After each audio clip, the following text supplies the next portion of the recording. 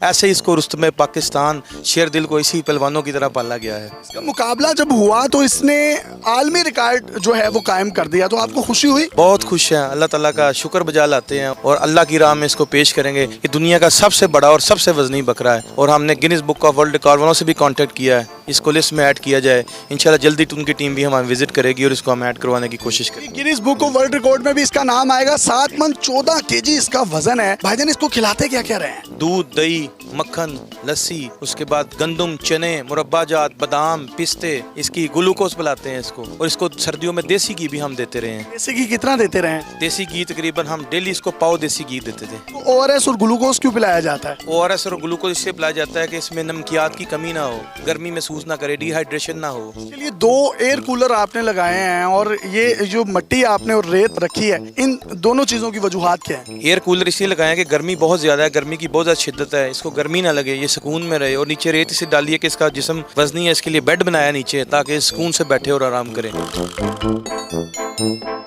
Guinness book of world record में इस बकरे का नाम आने को है। दुनिया की तारीख का सबसे वजनी बकरा जिसका वजन 314 केजी है, 7 मन 34 केजी।